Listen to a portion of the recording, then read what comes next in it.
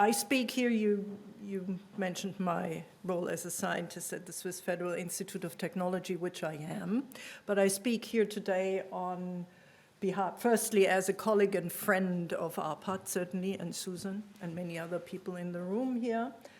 And I speak on behalf, more or less, of the jury of the German Whistleblower Prize committee, who award these prizes, or used to award the prizes. This program has ended. But I was not on the jury at the time when the prize was awarded to Árpád. So just to declare that. And certainly also as a board member and founding member of ENSA, which I'm very proud as in that function to have such a meeting here and commemorating Árpád Pusztai's memory.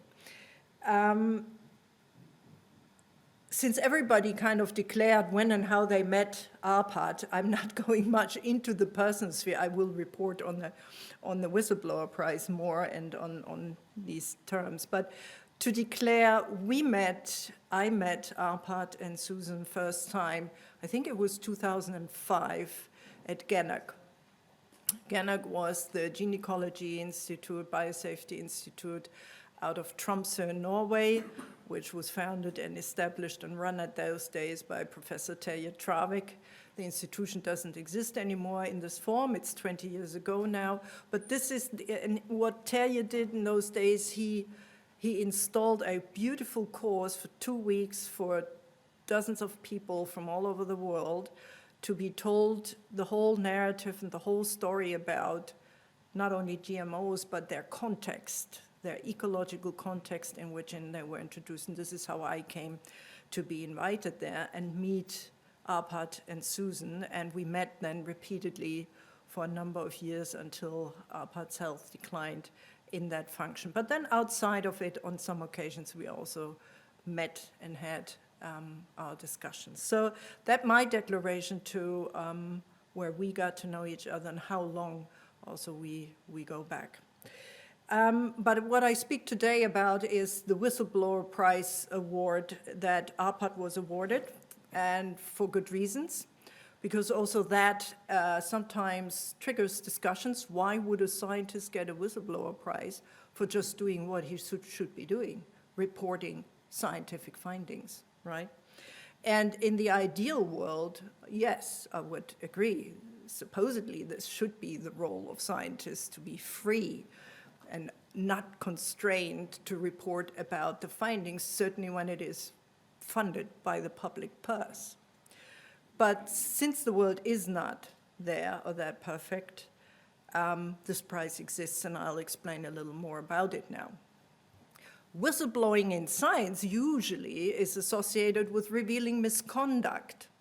And I guess we all know about plenty of cases where scientific misconduct has been carried out and needed to be called out. And unfortunately, we're in a situation where this even increases. So there's plenty of work to do, and I concur completely with this publication of last year, this opinion piece where it says science needs better fraud detection. Indeed it does, and indeed it does quite a bit in the molecular biology part. A lot of papers that need to be retracted and find critical reception are from the biotechnology and the molecular biology field. I know a number of them, and my university had a share in that. Some of the researchers at my university were involved in some of those.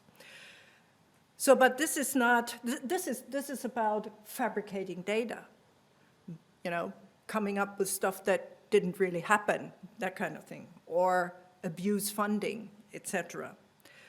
So, and I concur also with this, saying that whistleblowers, people who want to reveal these bad things, should not need courage because it should be the norm. The very job of scientists is to advance their fields by questioning their knowledge. And we should not seek to undermine science, but to demand more of what science demands of itself, to be consistent and comprehensive, improving itself. but we're far from that. And I found in preparation of this talk also this guide to whistleblowing for federal employees published in the United States, the Government Accountability Project, published in 2018, that targeted primarily the ongoing, what they called, that's a quote from this report, ideologically based anti-science culture of the Trump administration, as if that had happened only during the times that President Trump was in place. We had Árpád's case that happened a long time before, and many, many other cases as well, just under the category of just the normal fraud, making up data. We had plenty to do already. However, finally, that triggered this group to come together and write a report speaking up for science. And they defined that whistleblowers in science reveal evidence if there is a violation of law, rule or regulation, if there is gross mismanagement, a gross waste of funds, and abuse of authority, or a substantial and specific danger to public health and safety. Now, it is obviously us here in this room that we're dealing with this kind of sphere. We're not so much into this of gross mismanagement, waste of funds, abuse of authority, etc. That is what is well recognized and where there is organizations and there is people out there already going after it, and we have roots in law. I would say these are the simple cases. You just need to reveal them. Once you've revealed them, they're pretty clear. And then you have to make a decision whether or not you want to go after them. But the tricky part in whistleblowing is this sphere. And rarely it is that whistleblowing in science is about fraudulent or suppressed science or suppressed because inconvenient scientific content that results in false or misleading conclusions for the policy-making process. And that is actually something that this is a classic example, and a really bad one too. And they define it that if disagreement in this report with a policy decision is rooted in a difference of opinion, rather than about specific consequences that result in legal violations, etc., that policy disagreement would not constitute protected whistleblowing. Now, it is in this field of the undefined space of what constitutes a policy disagreement, where does an opinion end and some real world safety issues arise from it for policy making, with specific dangers to public health and safety. It's this space where scientists with a conscience become victim and target without protection to vicious, targeted, organized campaigns of career assassinations and orchestrated professional reputation defamation. This is what Árpád had to go through. And the jury of the German Whistleblower Prize hoped to offer some recognition and ideally also some protection in this space of imperfect science. And that was why Árpád Pusztai and some other scientists in the list of, I think it was 16 or 17 Whistleblower Prize laureates, received the prize. In 2005, it was turned for Árpád. The prize is awarded by the Federation of German Scientists, VDW, and the International Association of Lawyers Against Nuclear Arms, IALANA, honoring his whistleblowing or his blowing the whistle regarding the safety of genetically modified organisms. Just very quickly, I'd like, and we have the time, so I can spend the time, reveal or explain to you what the criteria are that we apply for awarding this prize. It's 4 criteria. They're pretty common. for whistleblowing. You have to reveal serious wrongdoing. This is understood as a disclosing of serious misconduct, grave grievances, and developments in a working environment of a researcher or a sphere of activity that may be associated with considerable dangers to risks of human life, health, and the sustainable protection and development of ecosystems, or the basic democratic order and peaceful existence of people. So this is where our IALANA branch comes in, that is very much concerned with conflict, peace, and war. Secondly, sounding the alarm by going outside. Whistleblowers usually go through an internal raising alarm process. We're not aware of any of the whistleblowers we certainly awarded the prize to that hadn't tried hard to find some internal ways of alerting people's attentions to what was going on, what they found wasn't right. And only if they feel alienated, pushed back, or outright suppressed, and they feel that the value of the issue is higher than their personal destiny in this, and their moral conscience makes them, that's when they go outside. So that's a criteria, and they seek public attention by approaching trade unions, journalists, public at large via mass media, members of parliament, ombudsmen, supervisory authorities, etc. And the third reason is primarily they should have disinterested motives, meaning serving the public interest, not doing it to either protect themselves or gain themselves from this. So raising the alarm is not done out of self-interest of any kind, but primarily for motives oriented towards the protection of these important legal interests. And these legal interests are protection of human life, health, peaceful coexistence, democracy, sustainable protection and development of ecosystems.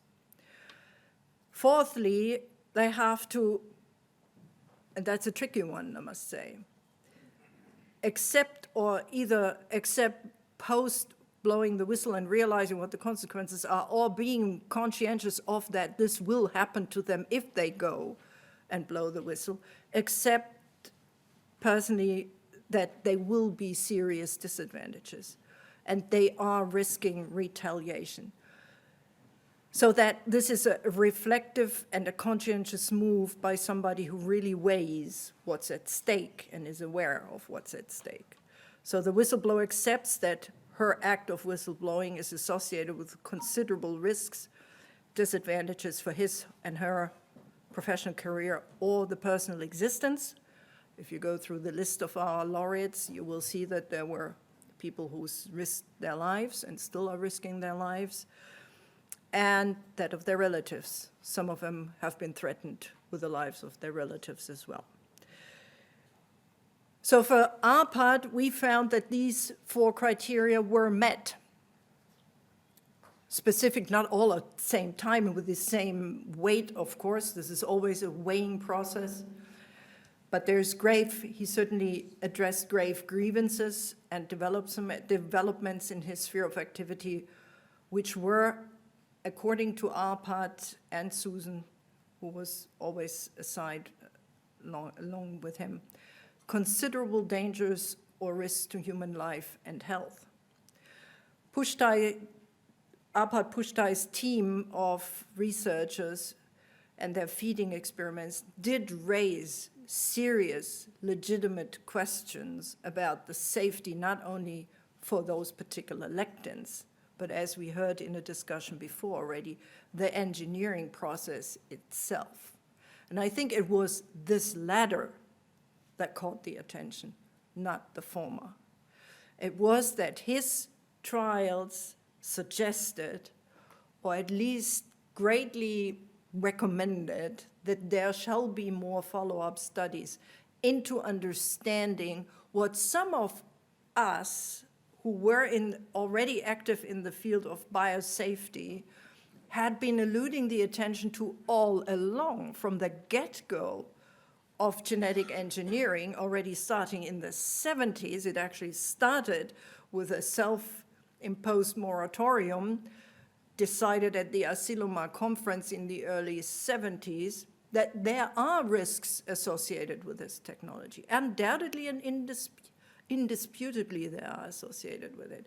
And Árpád Pusztai's experiments did suggest that at least for some applications that is the case, and it ought to have been followed up. This was the key finding, also because it hit to a key argument of the GM lobby side, who could not tire in arguing that the genetic engineering process per se is safe. And I was in the middle of those discussions, as some of us here in this room were in the early and mid-90s, when these discussions about regulation, establishing regulations, certainly in Europe, and approval processes and what ought to be looked at for doing a safety approval, what should be looked into. And we always were aware that the process itself, that's the very fundament on which all our European and the international regulations base upon. That process brings dangers along with it that ought to be looked into before you roll them out to the general public and in the environment. And it was always the staunch position of the other side that this is rubbish. And Árpád Pusztai's findings went straight to that. And it's called, usually for those who are familiar with this, the product-based versus process-based regulation approach. And his findings were undermining the product-based ideology. And so that had to stop. And I think that is what some of these events triggered. There was much more at stake than Árpád was aware at that time, I think. I think that's a fair statement. He could not even dream of, what this could lead to. He sounded the alarm by going outside and turned to outsiders and to the public at large. Although I'm pretty sure he didn't know what the consequence fully would be, because how could anybody imagine what happened after that? He reported his findings in a June 1998 TV, or was it August? I might have, not sure if it was June. With the approval of the then director of the Laureate Institute, Philip James, and in the presence, as I have read, of the Institute's press officer. I personally have done many of these interviews as well, as I had my share of being targeted. Always made sure that I had the press officer next to me, at least for some years, to make sure that it was clear what the dealings were there, and with the approval. So did Árpád in those days. And what caught the attention, I believe, are these quotes that I took from Andy Rowell's report. The effect was slight growth retardation and an effect on the immune system. It was more than that, we just have heard. But what he said then was his take, giving the public his take. If I had the choice, I would certainly not eat it till I see at least comparable experimental evidence which we are producing for our genetically modified potatoes. I actually believe that this technology can be made to work for us. And if the genetically modified foods will be shown to be safe, then we have really done a great service to all our citizens. And I very strongly believe in this, and that's one of the main reasons why I demand to tighten up the rules, tighten up the standards. These totally common sense remarks that nobody with the right mind could possibly oppose to triggered that he lost his job within hours rather than days and weeks. And thirdly, primarily, he operated according to disinterested motives serving the public. I think that is pretty evident from every statement and witnesses' accounts you hear here. Árpád Pusztai's actions were without any self-interest. In fact, he harmed his own interests and oriented exclusively towards the protection of human life and the environment. His ethics and public service attitude are beyond doubt, to which also this event with the distinguished guest speakers we have our testimony. In his acceptance remarks for the Whistleblower Award, he reminded the audience that in the world where large corporations pursue their financial and political goals with little regard for the people they are supposed to benefit, and are given few limits or even support by political institutions, it is the special duty of scientists to serve the public interest without fear of consequences to themselves. And he certainly, and the last point was the most serious point, accepted the realization of the risk of retaliation and serious disadvantages. Árpád Pusztai was subjected to the worst kind of treatment of a scientist whose only crime, in parentheses, was to simply tell his findings truthfully to the public and offer his take on the technology that he was undoubtedly and indisputably qualified and morally obliged to make. He lost his lifelong career position with the threat of losing his pension. He was gagged to disable him from the fundamental right of self-defense, a gross violation of personal rights. He was subjected to orchestrated smear campaigns and personal vicious attacks and vitriol, and finally expelled from his usual scientific community, but only to find a new one, and another more friendly one. So finishing up, the consequences of this act of the then scientific establishment of those days, they've done themselves a disservice. The acts were wrong, morally, ethically, and they were anti-science. And I would like to add also, while listening to the previous accounts,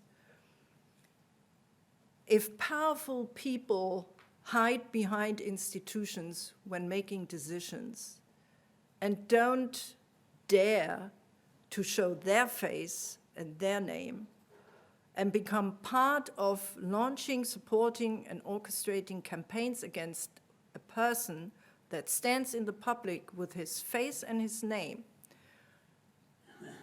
we usually call this cowards. So these were anti-science because they suppressed science, they were against science and the practice of honest science, and they were cowardice, in my view. They should come forward and own the responsibility for it in order to rectify this in the name of science. Public trust this is not the way to gain public trust, and so it was. No public trust was gained by this. And 25 years later, we have still the situation that except for 2 countries, actually it's only one, it's only Spain, no GMO crops are cultivated in Europe. In those 2, really 1 country, Spain, only 1 GM maize was approved for cultivation and used for local feed only, so this is a negligent technology. The cultivation area is on a decline even in that country. GM foods can hardly be found and marketed in Europe, and the lectin GM crops never left the laboratory, but it was never repeated. They did leave the laboratory? Yeah, okay, good. If you consider cry-lectins, then they left the laboratory, but the snowdrop lectins did not. That's the case on hand with Árpád.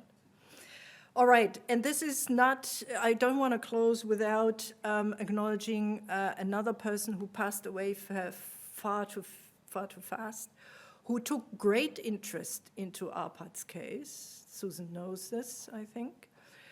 He was the committed initiator and the driver behind the Whistleblower Award jury and this group to award the prize. He was a key person in writing, researching diligently, in excruciating detail and painstakingly detail, every and each case that we awarded the prize to, and so also Árpád. I can say that Árpád's case took his personal interest as well. He has written about it, and that is the his publication. It's in German. He was a former judge at the German Federal Administrative Court, and he called in that connection of Árpád's case for measures that countries should install to ensure that dissent in science does not become a personal existential risk for scientists who hold dissenting opinions out of professional ethical responsibility. I must say we're further away from this than we've ever been. So unfortunately, since Árpád Pusztai's case, the situation has not improved, if not deteriorated. This will be subject to our discussions tomorrow, so I hope and invite everybody online and on site to join us tomorrow for deeper reflections and conversations about this and what should be done on this case. So we used Árpád Pusztai's commemoration, which was long overdue. We all felt a duty to commemorate and not just recognize that he has passed away, but really commemorate his lifelong achievement. But go deeper into the fundamental and substantial issues that are behind it and are even grander than Árpád was, that encompasses all of science and that we have to start tackling. Thank you very much for listening. This was my contribution.